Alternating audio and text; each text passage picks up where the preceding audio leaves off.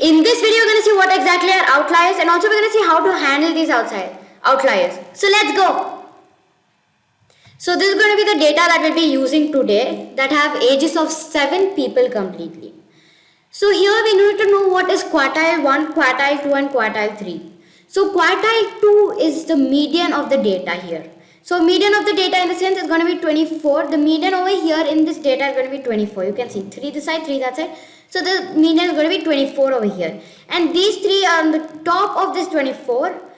Here you have to take another median. So here the median is going to be 23. So here this is going to be quartile 1. And this median over here, the overall data median is going to be quartile 2. And this lower one's median is going to be quartile 3. So remember, 23 is quartile 1, 24 is quartile 2 and 26 is going to be quartile 3. So let's see the formula to calculate these outliers. We'll see the formula to calculate, we'll see the formulas to how to find these outliers, that these are the outliers and these are not the outliers. So let's see how the formula. So this is the formula for checking that up. So formula is Q1, that's 23. We're going to say Q1 minus 1.5 IQR. So here IQR basically means Q1 minus Q3. So Q1 is going to be 23 and 23. Okay, so this IQR basically means Q3 minus Q1. So Q3 here is going to be 26 and Q1 is going to be 23. So that's going to be 3. So IQR is 3. So here we're going to say 23. That's the first Q1 minus 1.5. That's must, minus 1.5.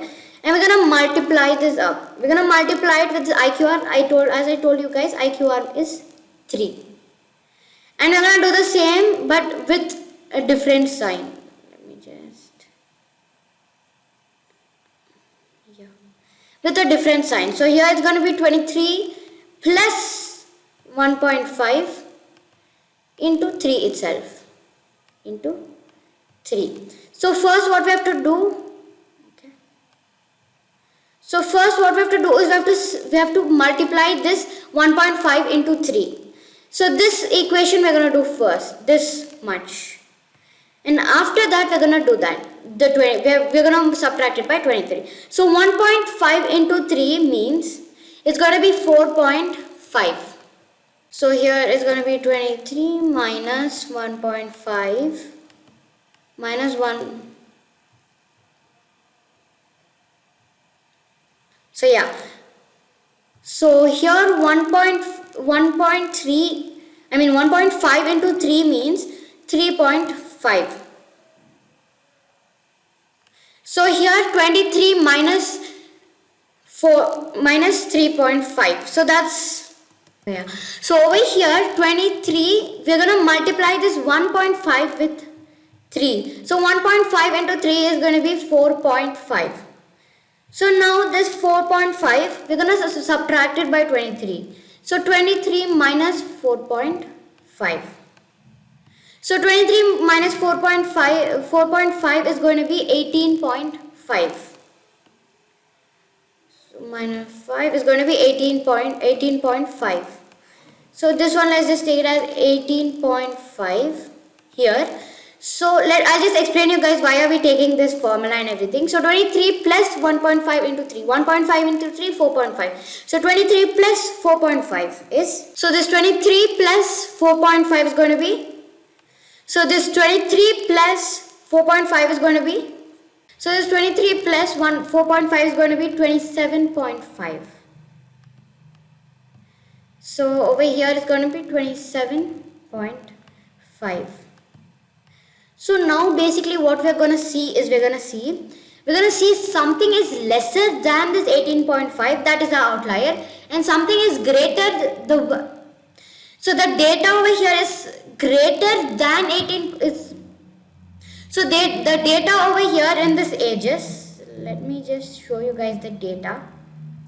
Yeah, so here we have the ages over here. So this the ages over here, there's something lesser than, the data over here is lesser than 18.5, then that is considered as an outlier, and the data over here that is greater than 27.5 is an outlier. So here you can see that's lesser than that's lesser than 18.5, that's only 4. You can see here rest everything is greater than 18.5, and here you can see that's the data that's greater than 27.5. So here you don't have the data that's greater than 27.5 other than 60.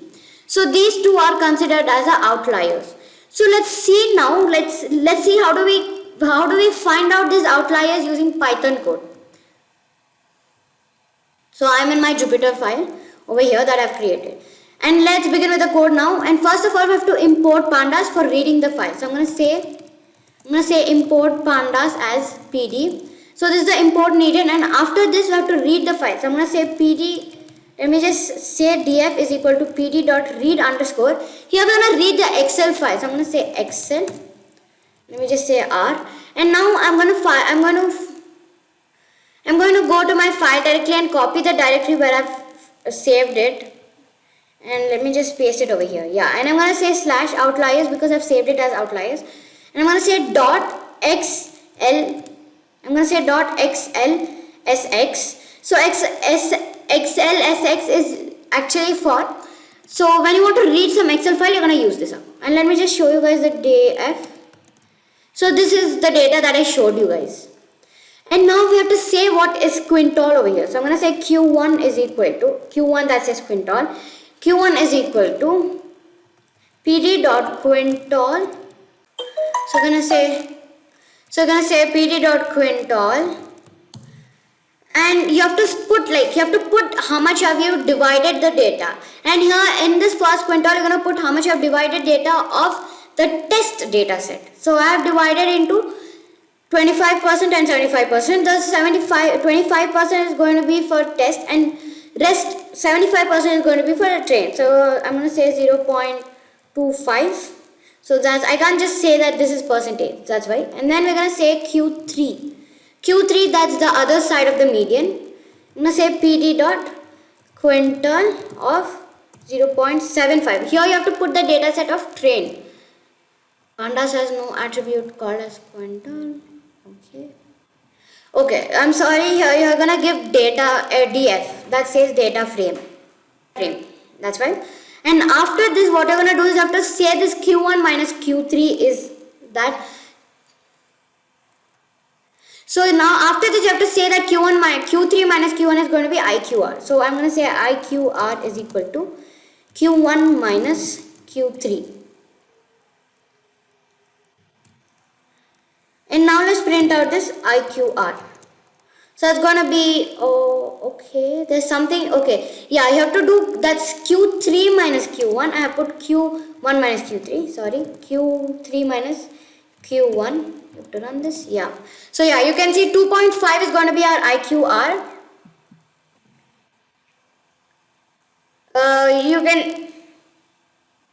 And after we know this IQR, you have to create the function,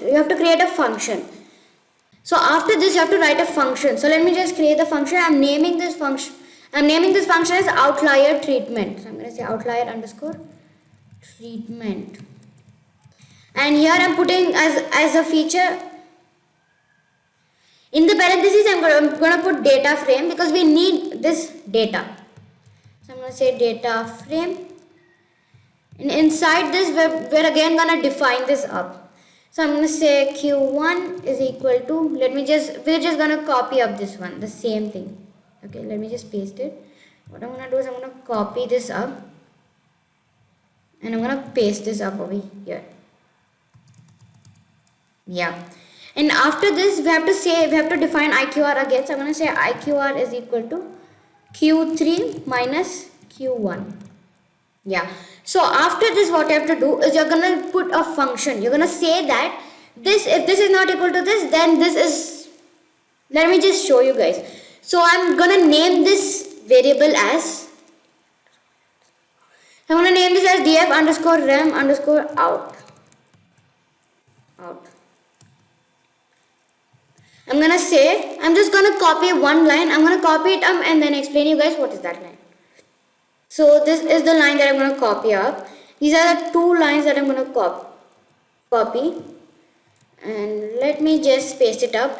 You guys will know in a minute. Yeah, so this def underscore rem underscore out is what is going to be is going to be a data frame. So from this data frame we're going to get it, and we're going to say this symbol basically means not equal. We're going to say this, if this is not this, then you have to return this out. So you guys will know in a minute.